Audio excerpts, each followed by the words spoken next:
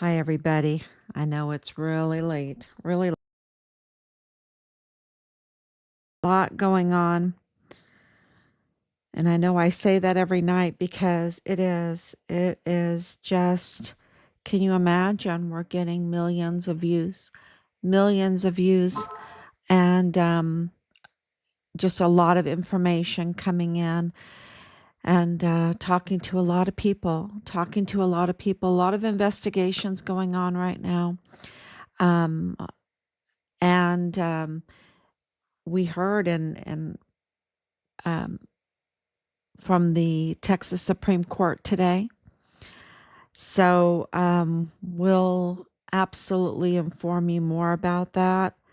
But it is all about the border. It is all about the border being very secure right now, and the monies um, that was supplying that, which was taxpayers' money, the U.S. aid, um, that spigot has been turned off, and so a lot of things are going on. And we've been, of course, with Richard's case, um, it's so big. It's so big. It makes the Iran-Contra, which was El Paso, that happened, that originated in El Paso, the Iran-Contra scandal. And that scandal looks just like child play compared to this. And so um, to, and of course, it's going to be manipulated. Of course, it's going to try to be controlled. Of course, there's compromise. Of course, there's corruption.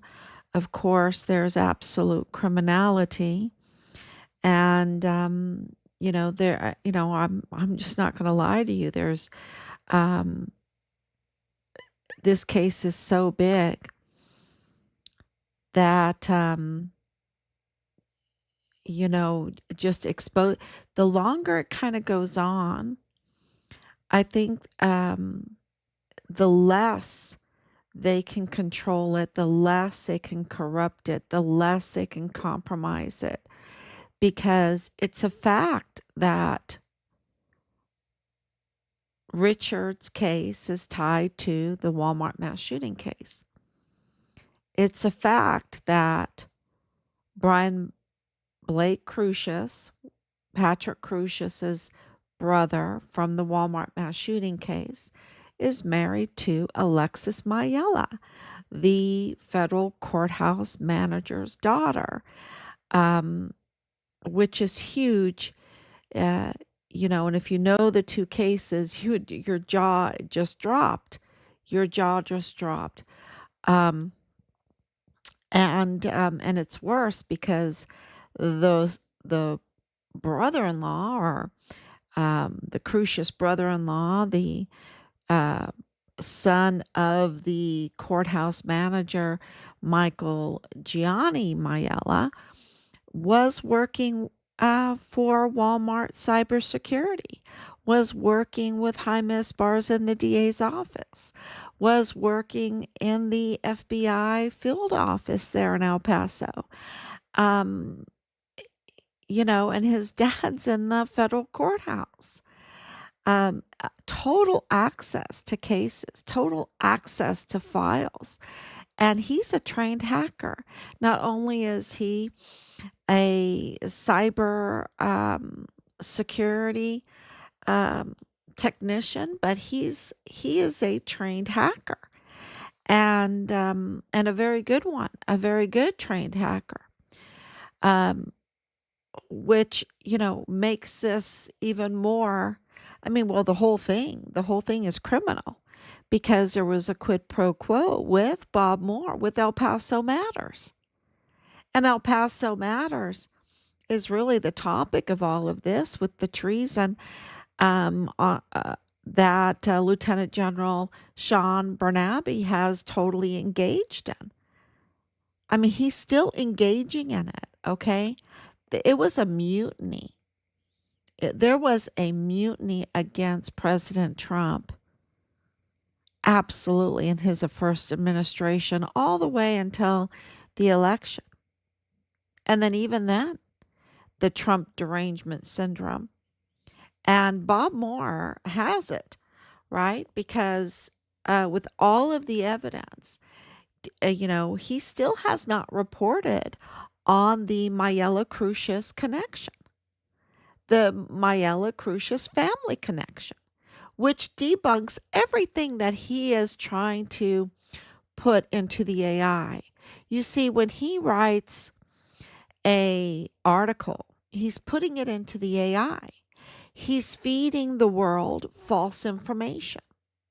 And I think that should be a crime. It's almost bigger than treason, right? It's almost bigger than treason because he is feeding the the world who uses AI regularly and who uses AI right now. It is news agencies, it is law enforcement, it is the intelligence community, um, it is um, the criminal judicial system. That is, it is university professors, right? It is, that's who's using. It's people that are investigating, people that are doing research. They are using the AI. Uh, Huge. I mean, if you are a law student, they have to really check your papers and have very, very strict rules because there is so much use of the AI. And I'm going to give a talk just all about the AI one day. One day soon. I really will, because I think it's very, very important to address why Bob Moore of El Paso Matters is blatantly lying over and over and over again.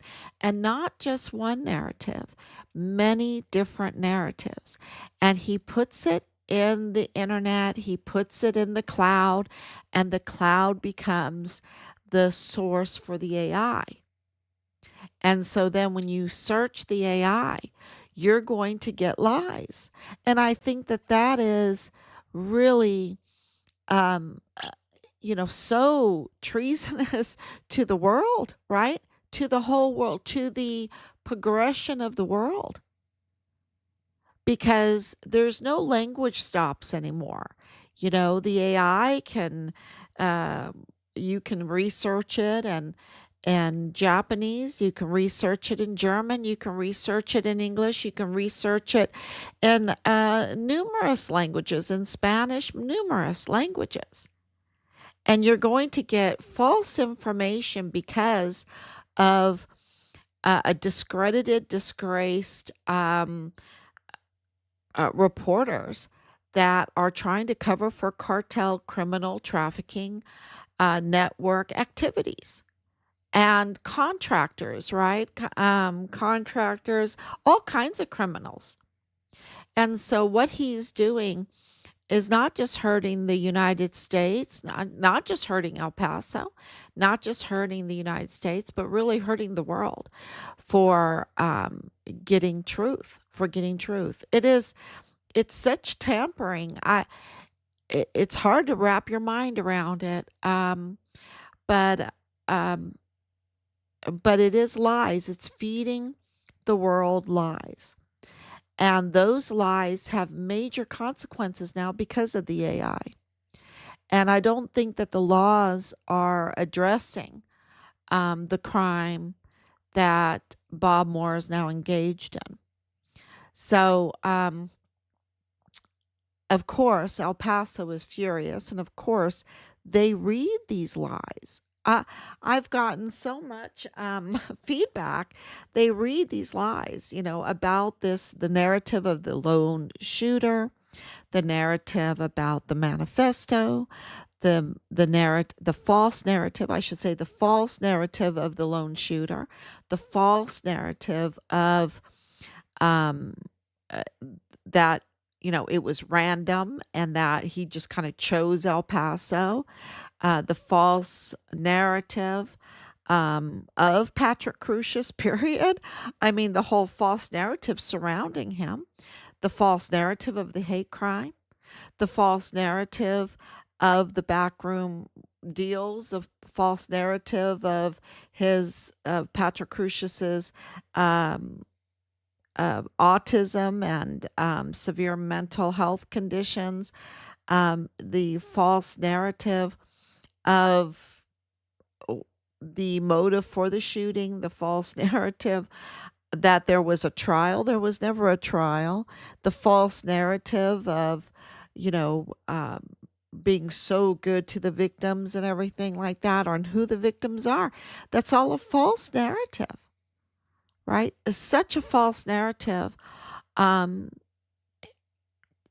who Bob Moore is, that, Bob Moore is under investigation. He is part of Richard Halliday's case, and he's part of the Walmart case. He's part of it because he tampered in it, and he's under investigation. And so here we are, 1,722 days. And that's not total, and I've been very transparent, because we have a week in there that we're not sure. We have a bunch of information, but and I think that's why, the whole thing with the body and all of that. But we have our suspicions on the day that Richard was murdered. And, here we are. There's no arguing that we're almost 5 years investigating our son's murder. And not only investigating it and identifying the crimes and organizing the crimes, like hard evidence, circumstantial evidence, irregularities, but we are documenting them.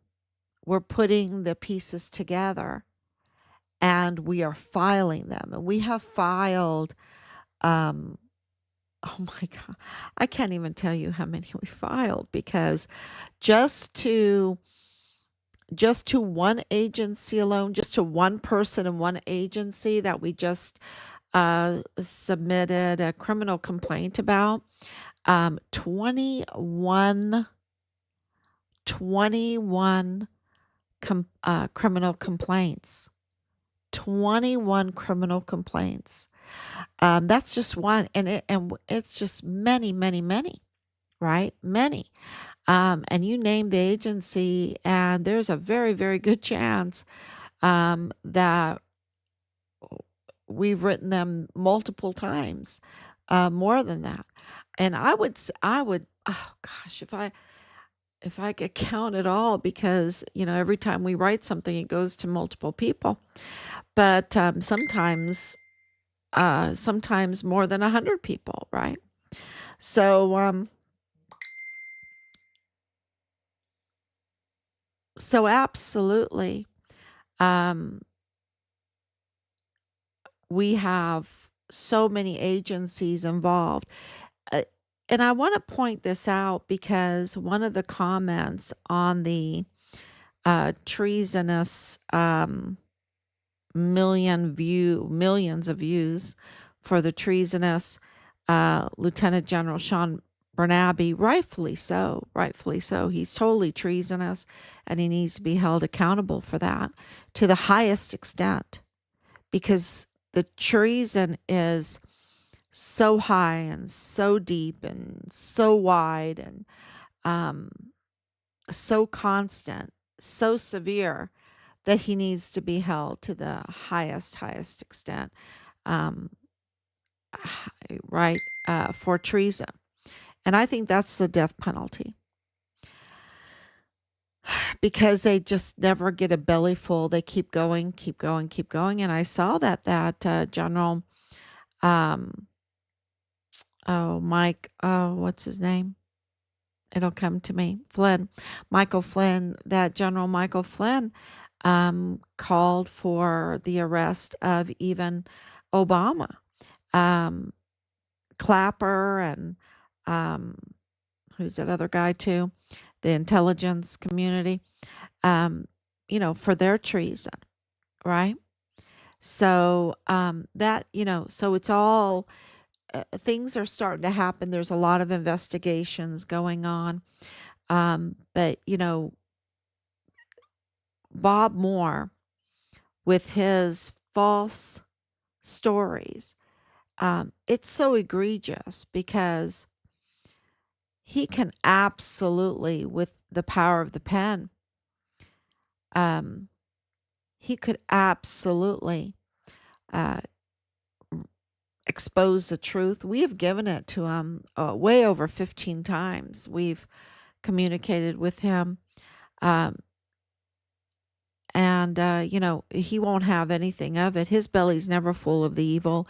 I think he has to have evil to survive now, right? He just has to drink it and eat it, and he's just up to no good. And he's fooling um, so many people, but I don't think anymore. I don't think so many people are fooled by him anymore from the feedback that we're getting. So why is he putting out this false narrative, the false narrative of the white supremacists, and then saying this is not political, but saying, oh, it's all Trump, falsely, right? When Trump was the target, right? They absolutely did not want that closed border. They did not want USA to be that spigot to be turned off.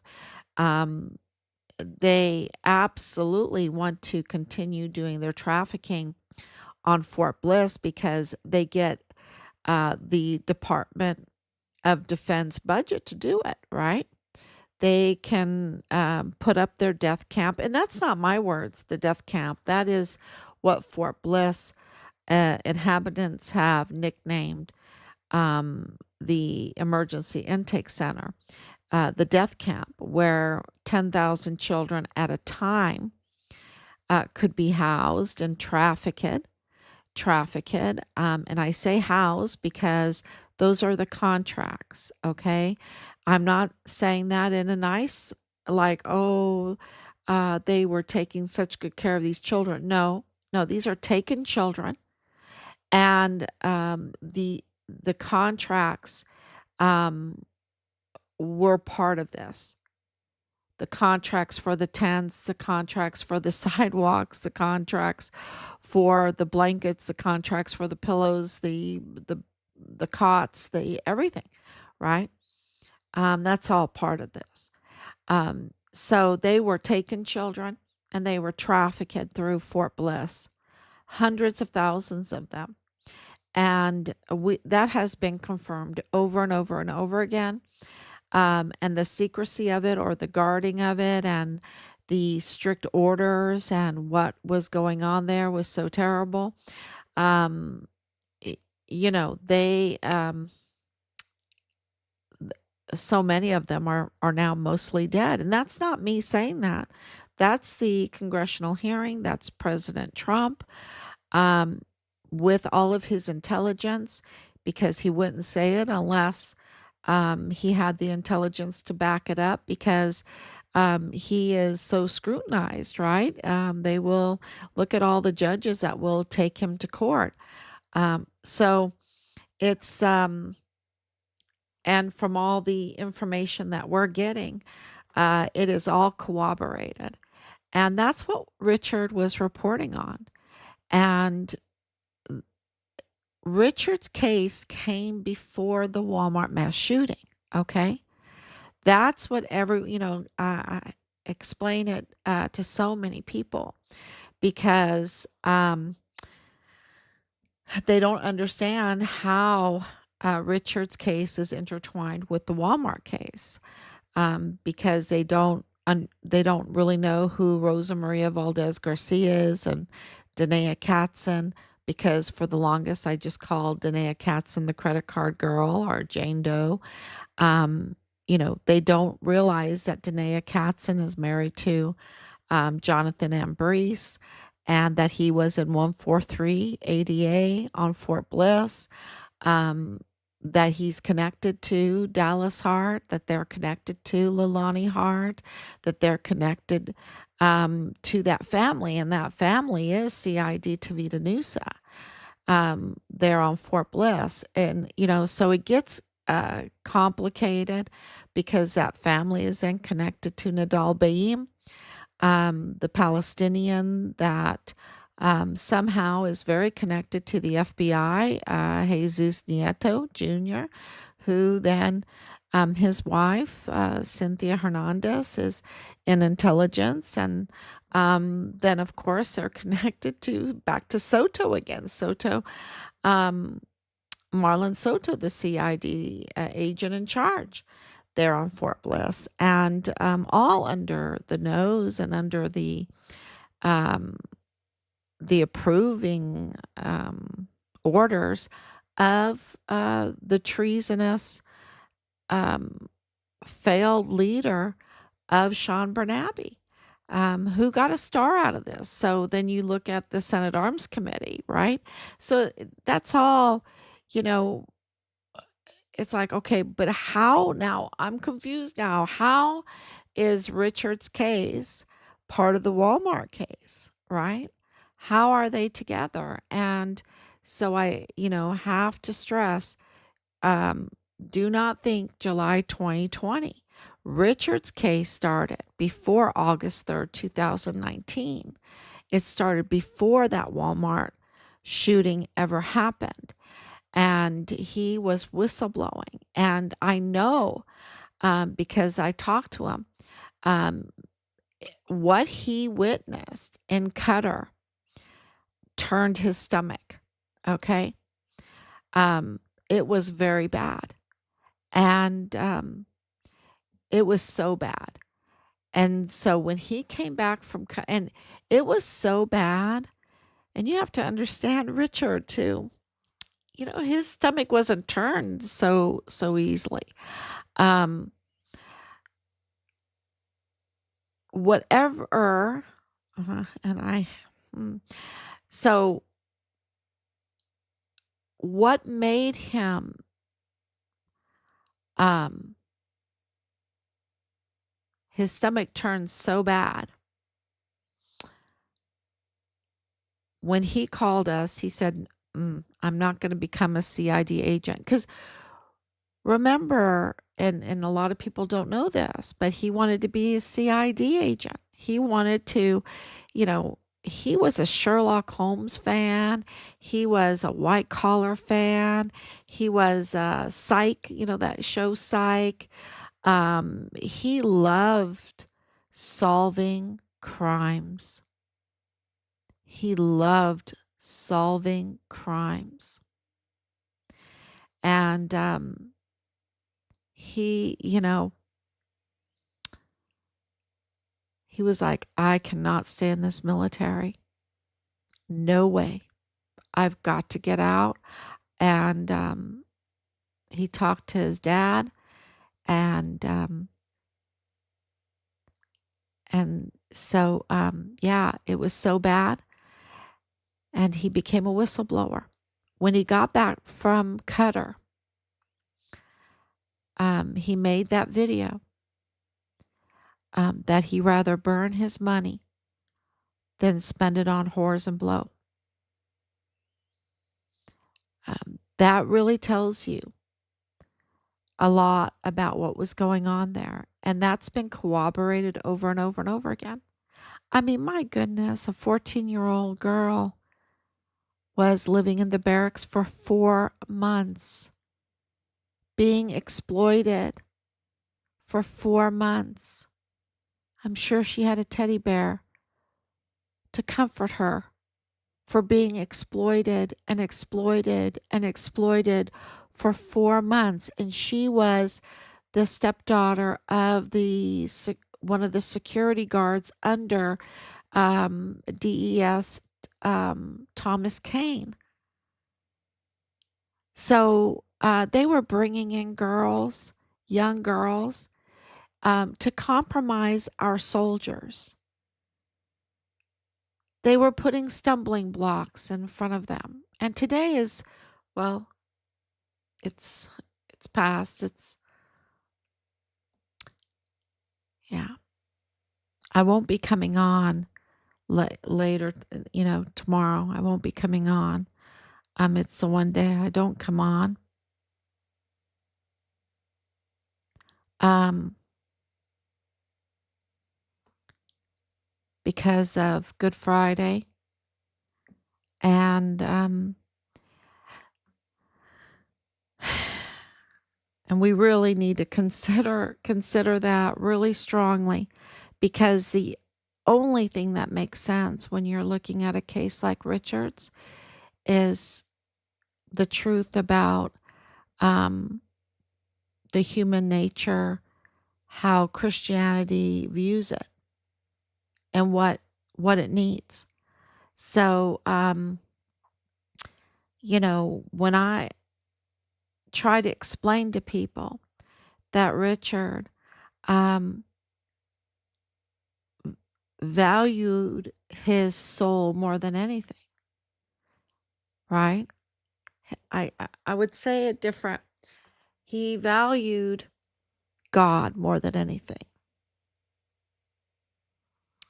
And so however God saw his soul, that was important to him. And that's why he made that video, that he rather burn his money. Money wasn't his aim. And, you know, um, and I've always taught them, and Rob has always taught them to do very well in life, right? To do very well, work very hard. Um, don't be a slouch. Pay your own way. Don't exploit. Pay your own way. Don't be a grifter. Pay your own way. Work hard. Be a blessing. So it's not that we didn't, um, value earning, but it wasn't number one. It wasn't number one. And he made that very clear in that statement.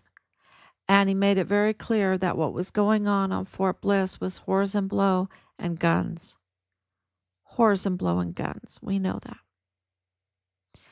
Um, it was, and they will use these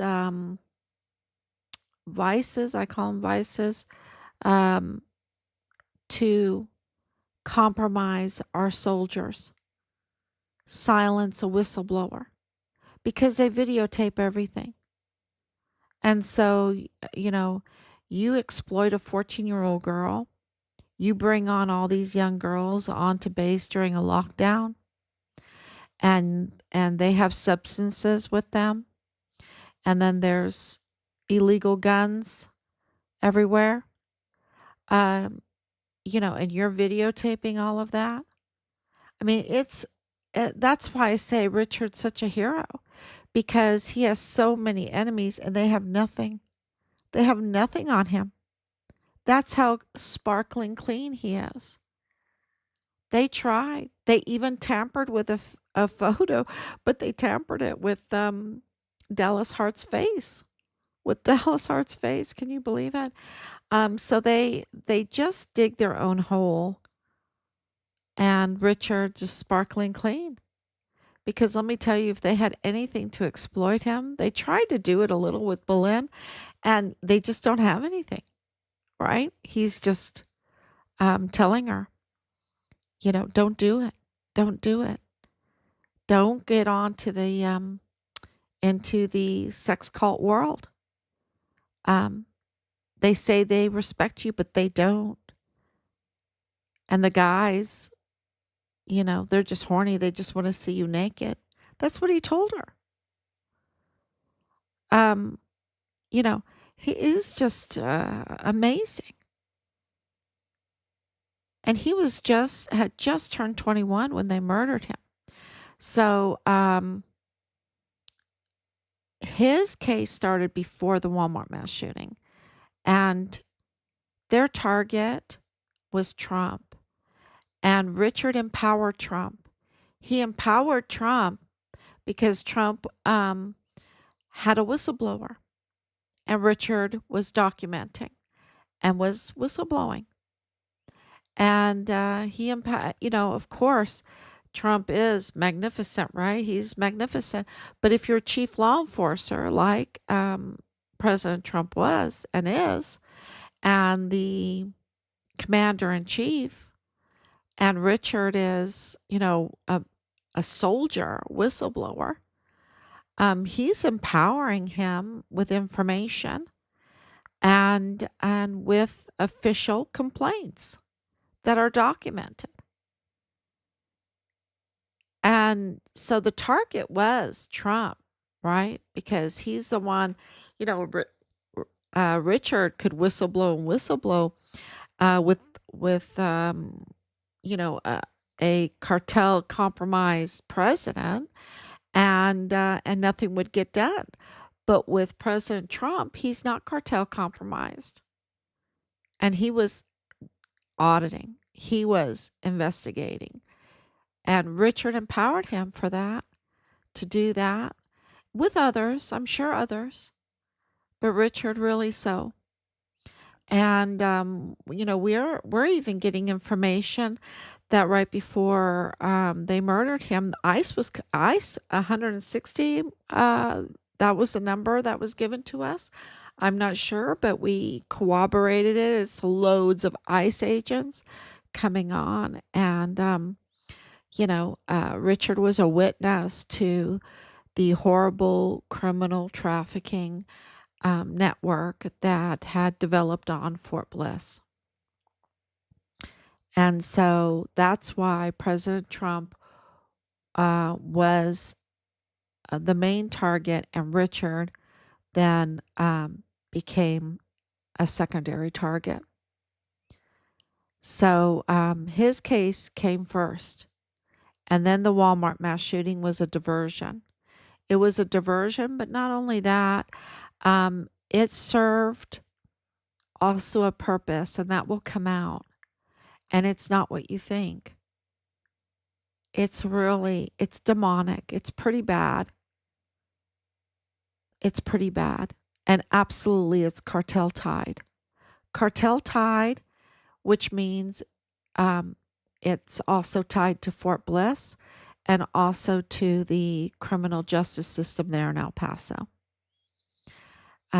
That's why you see such cooperation and collusion, conspiracy surrounding the Walmart mass shooting case, and so much money that El Paso Matters was set up after the Walmart case, after the Walmart shooting, and they have spent I don't know how much money on these false narratives to protect their trafficking syndicate that they have there. Their, cartel tied trafficking network that includes the VA, that includes Fort Bliss, that includes the criminal justice system there in El Paso. So it's a lot of money. Look at just for Kamala Harris's campaign that was co-chaired by Veronica Escobar, who just reannounced her candidacy. She has to.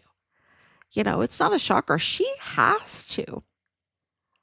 Because if she does not retain any kind of semblance of power, if she just becomes a regular civilian, um, she's in big trouble. It's her position that is safeguarding her crime. Her crime. And it's huge, and it's treasonous also. And she absolutely worked with Lieutenant General Sean Bernabe and Nieto, um, FBI agent Nieto. Those three, they had to work together to keep Richard's case and the Walmart case from being exposed for the truth that it is, which is coming out now. It's going to come out. Um, and just hold on to your seats because it really, it's huge. So, and we've been right all along. And Bob Moore, even in his lying, he had to admit that um, Sam Madrano gave up jurisdiction without telling the DA, which is illegal, which is criminal, and gave up the jurisdiction to the federal court, which the state court always had jurisdiction because Patrick Crucius was indicted by the state first. So they had the primary jurisdiction, the original jurisdiction. And, for a long time, the narrative um, was just clouding that because they had committed a crime by not telling the DA that they had made this backroom deal to let the federal case go first and give the federal case a jurisdiction that was rightfully the state and rightfully belonged to Yvonne Rosales, who then they called incompetent because she was the only one that was seeking a trial date for the Walmart mass shooting case. And also, her administration was the only administration that was actively investigating Richard Halliday's case, the corruption on Fort Bliss, which I'm sure it included Glennon Oakley Jr. So I think that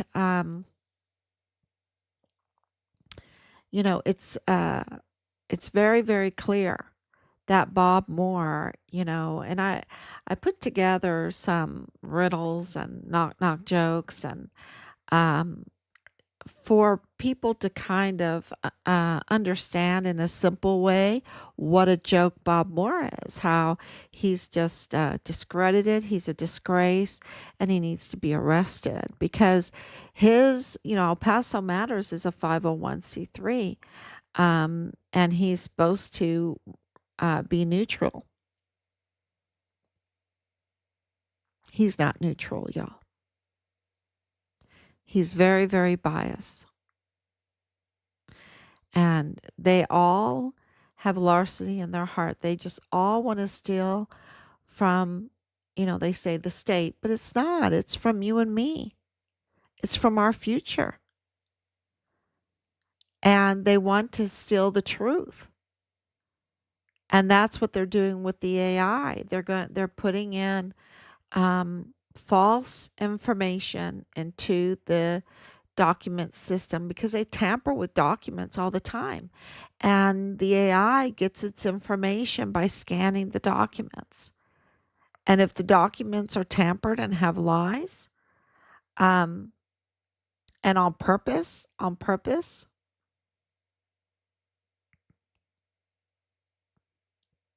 then we're going to be told lies.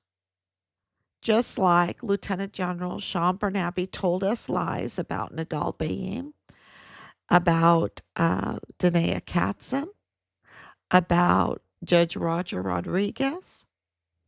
I mean, he had Judge Roger Rodriguez's whistleblower complaint in his hand, identifying the suspects, the mother of Richard's platoon leader and a CID agent, and did not call us, did not tell us. And he had it in his hands. It is,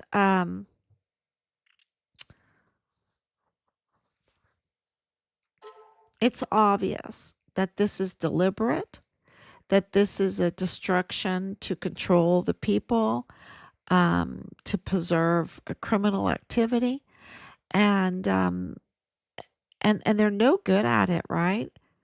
as what is it? Veteran biker was telling today that they're like Dumb and Dumber, like Dumb and Dumber.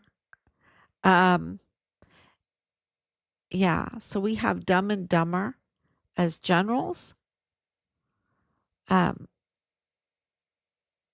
it's very dangerous, and I don't think it's a game. I don't think it's a joke. But if we can use music and riddles to help us understand what's going on here so we understand what's at stake,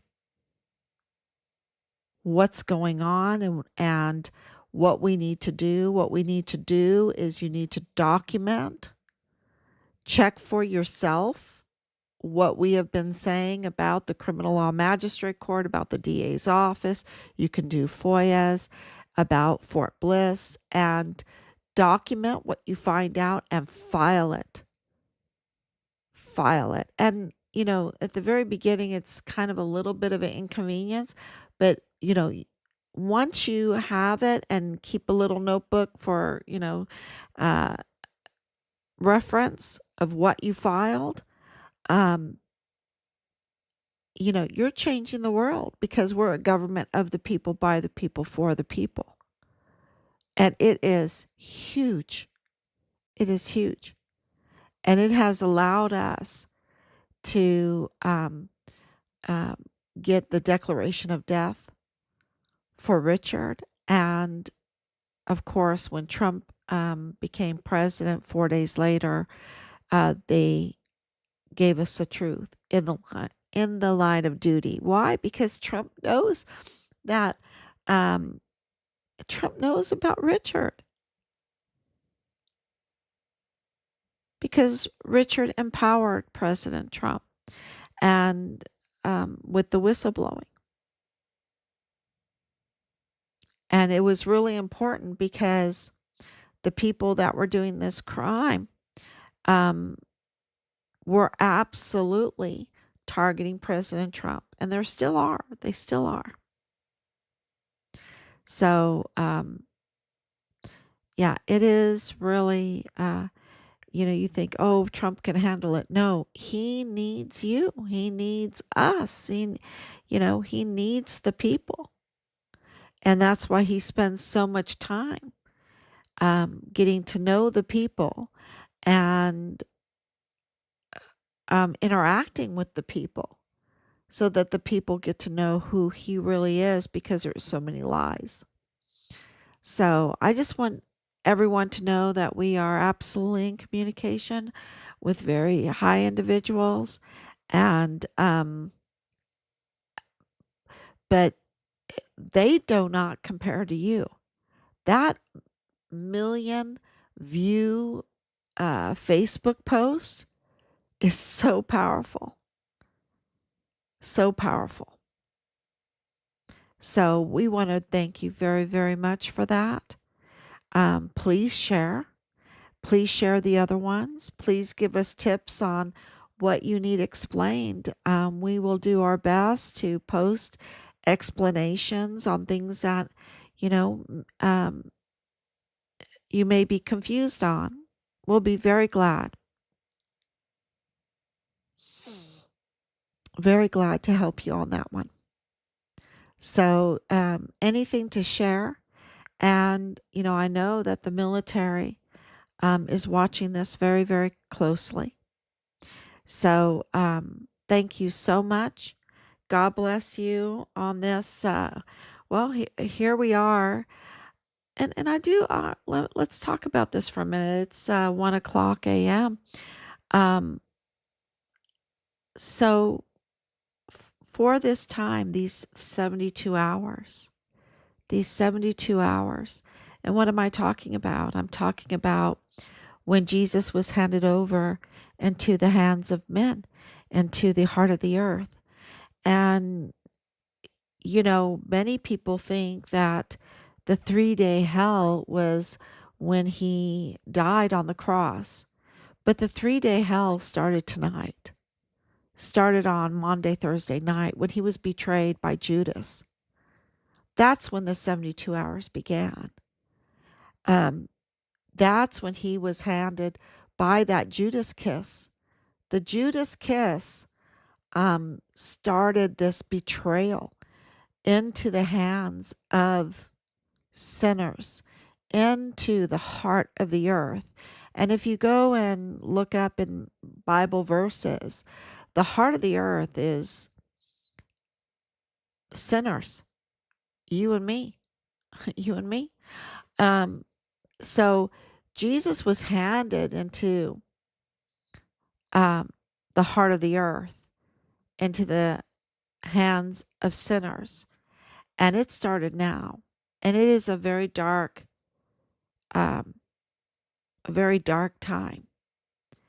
But there's a glorious end, right? Because he defeated death, and um, he defeated them. Well, he redeemed us. And so he lives.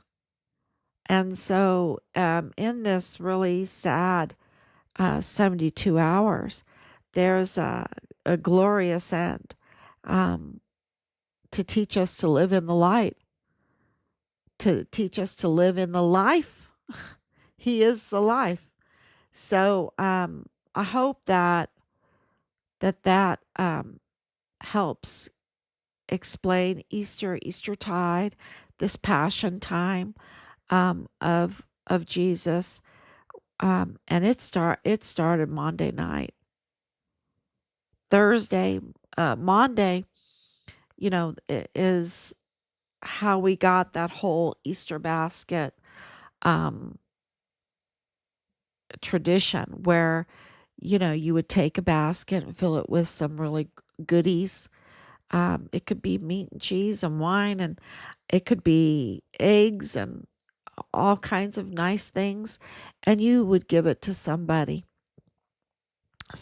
maybe less fortunate, somebody that, your neighbor, your children, whatever. And that's how Easter baskets came to be. It was a time of humility and of giving of yourself, cleaning, cleaning each other's feet, right? And so, but it was also, that was the last lesson, right? That Jesus taught before he was handed into the hands of men. And Satan had dominion for a short time, a very short time. But there's a glorious end. So thank you so much. God bless you. And I will be back tomorrow, God willing. Bye bye.